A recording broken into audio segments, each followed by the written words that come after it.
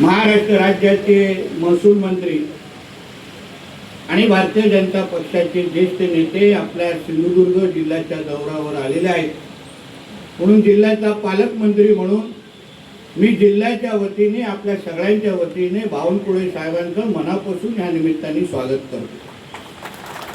आजचा हा उपक्रम बावनकुळे साहेबांनी लोकांशी संवाद साधणं, निवेदन स्वीकारणं, अडीअडचणी समजून घेणं यासाठी ठाण्यापासून ते सिंधुदुर्गापर्यंत महाराष्ट्राच्या प्रत्येक जिल्ह्यापर्यंत पोहोचण्याच्या दृष्टिकोनातून हा दौरा त्यांचा सुरू आहे. आणि आज आपल्या सिंधुदुर्ग जिल्ह्यामध्ये आपल्या सगळ्या जणांचे निवेदन स्वीकारण्यासाठी स्वतः ते इथे आलेले आहेत. त्याचबरोबर काही लाभार्थ्यांना पण लाभ देण्याच्या दृष्टिकोनातून एक छोटाखानी कार्यक्रम पण इथे होणार आहे. आज आपल्या सगळ्यांच्या दृष्टिकोनातून अत्यंत महत्त्वाचा आणि योग्य दिवस आहे. कारण का महसूल म्हटलं, जसा निलेश राणे साहेबांनी उल्लेख केला, महसूल म्हटलं तर अतिशय आपल्या जिव्हाळ्याचा विषय. प्रत्येकाचा आपले प्रश्न महसूल डिपार्टमेंटच्या अतिशय जवळचे असतात. म्हणून आज स्वतः महसूल मंत्री आपल्या जिल्ह्यामध्ये येत आहेत. आपले निवेदन स्वीकारून आपल्याला न्याय देण्याचं काम ते करतायत. हे आपल्या दृष्टिकोनातून अत्यंत महत्त्वाचं आहे.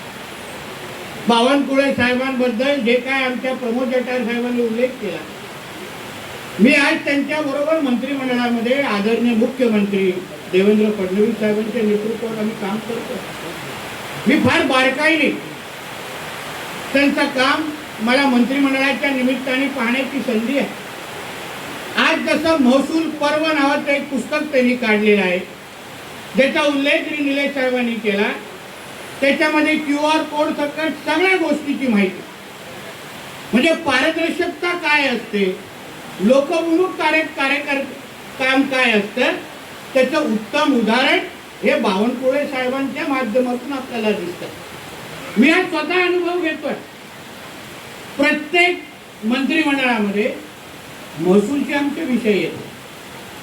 मी ह्यासाठी त्यांचं कौतुक करतो. त्यांच्याकडून आमच्यासारखे तरुण मंत्री प्रेरणा घेतात. ते मंत्रालयामध्ये मंत्री म्हणून आम्ही जे जे निर्णय घेतो ते प्रत्येक निर्णय कॅबिनेटपर्यंत आणणं, मंजूर करून घेणं आणि अंमलबजावणी करणाऱ्यापैकी क्वचित जे मंत्री आहेत त्यांच्यामध्ये पहिला क्रमांक आमच्या बावनकुळे साहेबांचा आहे. म्हणजे कामामध्ये अगर पारदर्शकता असेल, जनतेचं खऱ्या अर्थाने तुम्हाला सेवा करायची असेल तर अशा पद्धतीचं काम अपेक्षित असतं. याचं उत्तम आदर्श आमच्या बावनकुळे साहेबांनी सगळ्यांसमोर ठेवलेलं आहे. म्हणून आज ते आमच्या सिंधुदुर्गामध्ये आलेले आहेत. सन्मान्य राणे साहेब आणि बावनकुळे साहेबांचे फार जुने संबंध आहेत. आज राणे साहेब संसदेमध्ये अधिवेशन असल्यामुळे येऊ शकले नाहीत, पण त्यांचा आणि बावनकुळे साहेबांचे नेहमीच सिंधुदुर्गाच्या विकासासंदर्भात नेहमी संवाद होत असतो. आणि म्हणून आज आपण सगळेजण त्यांना निवेदन आणि प्रश्न मांडणारच आहोत. खरं म्हटलं तर आज छोटाखानी कार्यक्रम घेण्याचं सांगितलं गेलं होतं, पण बावनकुळे साहेब आम्ही आपलं नाव सांगितलं आणि लगेच लोकांना कळलं की आम्हाला प्रत्येकाला आमच्या निवेदनाला न्याय द्यायचा असेल तर बावनकुळे साहेब नक्की देतील. आणि म्हणून ही एवढी गर्दी तुम्हाला झालेली दिसते. त्याचबरोबर साहेब त्या तहसील इमारतीच्या पहिल्या माळ्यावर पण लोक आपल्याला तिथे ऐकतायत. तिथे पण आम्ही लोकांनी स्क्रीन लावलेली आहे. म्हणून ह्या पद्धतीचं काम, आपली लोकप्रियता ही निश्चित पद्धतीने जिल्ह्याच्या विकासाच्या दृष्टिकोनातून आमच्यासाठी पोषक आहे. मी काय प्रश्न मांडण्याचे माझे दिवस गेले. आता मी प्रश्न सोडवणाऱ्यापैकीच्या कक्षामध्ये आलेलो. पण मी या निमित्ताने जे काही निलेश साहेबांनी सांगितलं, जठार साहेबांनी सांगितलं, जिल्ह्याचा पालकमंत्री म्हणून मंत्रिमंडळाकडून बावनकुळे साहेबांकडून ते सगळ्या विषयाचं पाठपुराव्याची जबाबदारी माझी निश्चित पद्धतीने आहे. मी निश्चित पद्धतीने करणार. पण बावनकुळे साहेबांना जाता जाता एक छोटासा विषय मुद्दा म्हणून मला त्यांच्यासमोर मांडायचा आहे. ते साहेब, या अधिवेशनामध्ये आपण एका प्रश्नाचं उत्तर देत असताना समोर आदरणीय जयंत पाटील साहेबांनी 293ची चर्चा होत असताना आमच्या सिंधुदुर्ग संदर्भात आपला एक प्रश्न आपल्या समोर मांडला.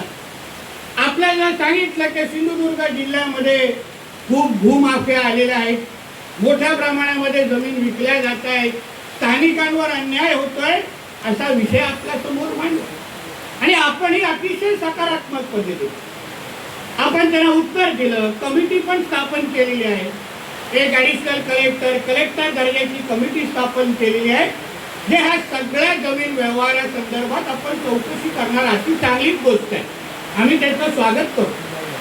पण जयंत पाटील साहेबांची पण चूक नाही. त्यांना कोणीतरी येऊन कागद हातात दिला आणि नेहमीसारखं त्यांनी कागदामधून फक्त वाचण्याचं काम केलं, बाकी काहीच केलेलं नाही. कारण तेही आमच्या सिंधुदुर्गात येतात, सुट्ट्यांसाठी येतात, थोडं फेरफटका मारतात आणि परत सांगलीकडे तेही निघून जातात. पण सगळेच व्यवहार आमच्या सिंधुदुर्गातले, म्हणजे एकंदरीत आमच्या जिल्ह्याच्या प्रतिमा खराब करण्याचं काम, गारबोट लावण्याचं काम जे विरोधी पक्षाच्या माध्यमातून साहेब जे होत आहे, त्यावर पण आपण बारकाईने लक्ष ठेवावं, हे आवर्जून ह्या निमित्ताने मी सांगेन. आमचे लोक इकडचे जी सामान्य लोक आहेत ते साधी बोळी आहेत, पण आमच्याकडे साहेब साक्षरतेचं प्रमाण चांगलं आहे. लोक फार विचारपूर्वक आपल्या जमिनी देतात. असंच कोण मागायला आलं, दमदाटी करायला आलं म्हणून नाही देत साहेब, फार विचारपूर्वक देतात. कोणाला द्यायचंय, काय द्यायचंय, दर पण ते स्वतःच ठरवतात, त्याच्यामध्ये कोणाचेही हस्तक्षेप नसतो. आणि मग अधिकृत पद्धतीने तो व्यवहार आपल्या तहसील आणि ह्या कार्यालयाकडे येतो आणि मग ते व्यवहार पुढे होतात. तर आमच्या इकडे रोजगाराचा हा फार मोठा प्रश्न माझ्या सिंधुदुर्ग जिल्ह्यामध्ये आहे. मोठ्या प्रमाणामध्ये आमच्या जिल्ह्याचा तरुण हा मुंबई, पुणे, नाशिक, गोवा, काही लोकांचा बाहेर गावच्या देशामध्ये पण आज जाऊन नोकरी धंद्यासाठी बाहेर गेलेले आहेत. आम्हाला त्यांना परत या जिल्ह्यामध्ये आणायचं, आम्हाला त्यांना परत आपल्या गावाकडे, आपल्या आई वडिलांकडे आणायचं आहे. आणि म्हणून आदरणीय मुख्यमंत्री देवेंद्र फडणवीस साहेबांच्या नेतृत्वात, आपल्या नेतृत्वात मोठ्या प्रमाणामध्ये प्रकल्प आम्ही आमच्या सिंधुदुर्ग जिल्ह्यामध्ये आणू पाहतोय. त्यासाठी मोठ्या प्रमाणामध्ये गुंतवणूक ही आमच्या जिल्ह्यामध्ये येते आहे. त्यासाठी मोठ्या प्रमाणामध्ये जमिनी त्या उद्योजकांकडे करून घेतल्या जात आहेत, जेणेकरून उद्या तिथे उद्योग कारखाने उभे झाल्यानंतर आमच्या जिल्ह्यातला तरुण कोण कुठेही मुंबई, पुणे, ठाणे कुठेही न जाता जिल्ह्यामध्ये राहूनच, आपल्या आई वडिलांकडे राहूनच नोकरी उद्या करेल, ती पण मुंबईपेक्षा जास्त पगाराचा करेल. ह्यासाठी आम्ही सगळेजण इथे कामाला लागलेलो.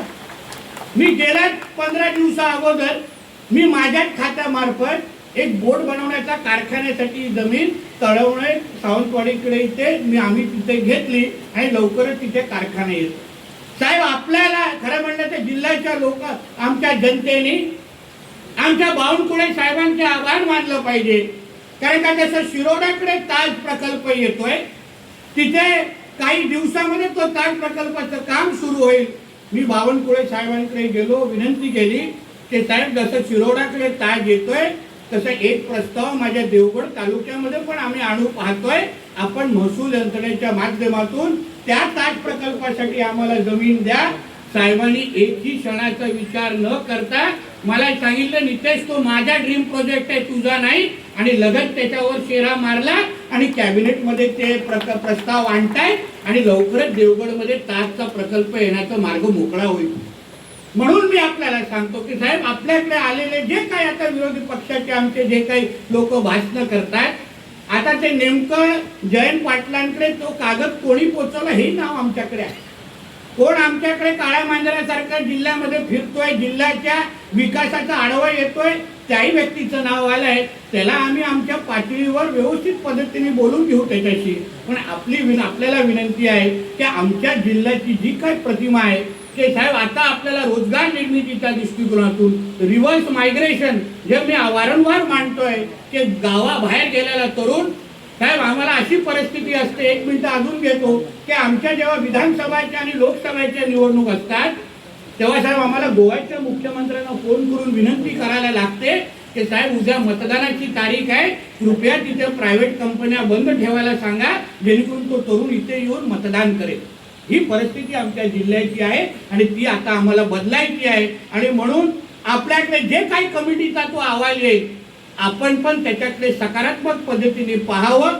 जे काही योग्य पद्धतीने व्यवहार झालेले आहेत, ज्यांच्यामुळे उद्या रोजगार निर्मिती होऊ शकतो, कारखाने येऊ शकतात, त्याला कुठल्याही पद्धतीची अडचण येता कामा नये एवढाही विश्वास तुम्ही इकडच्या जनतेला द्यावं एवढी विनंती आजच्या निमित्ताने मी आपल्याला करतो. आपण इथे आलात, आम्हाला ताकद आणि ऊर्जा देण्याच्या निमित्ताने आलेला. आज तुम्ही दिवस रात्र महाराष्ट्र दृष्टिकोनातून काम करताय, महाराष्ट्रासाठी काम करताय, प्रत्येक विषय सोडवताय, याच्याबद्दल आम्हाला तुमच्याबद्दल सारखा अभिमान आहे. म्हणून परत एकदा आमच्या आदरणीय बावनकुळे साहेबांचं आणि आमचे विक्रांत पाटील जी असतील आणि त्यांच्या सगळ्या महसूल यंत्रणा जे त्यांच्याबरोबर इथे आलेले आहेत त्यांच्या सगळ्यांचं मी मनापासून आमच्या ह्या जिल्ह्यामध्ये स्वागत करतो. त्याचबरोबर साहेब जाता जाता आमच्या कलेक्टर मॅडम आणि आमची पूर्ण महसूल यंत्रणा, तर काल रात्री शेवटचा मेसेज कलेक्टर मॅडमचा रात्री 2 वाजता आला. तुमच्या तयारीमध्ये एवढे सगळे आमचे महसूलचे अधिकारी कामाला लागले होते. हे सगळं जे दिसतंय ते साहेब त्याच्यामागे फार मेहनत आहे. म्हणून तुमच्या इकडची जी महसूल यंत्रणा आहे आमच्या जिल्ह्याची, त्याचंही या निमित्ताने मी निश्चित पद्धतीने कौतुक करतो. परत एकदा आपलं स्वागत करतो. इथेच थांबतो. जय हिंद, जय महाराष्ट्र. ताज्या अपडेट्स आणि ताज्या बातम्यांसाठी आजच सबस्क्राईब करा आपला Sindhudurg digital news channel. Like करा, शेअर करा, कमेंट करा आणि महत्त्वाचं म्हणजे बेल आयकॉनला क्लिक करायला विसरू नका.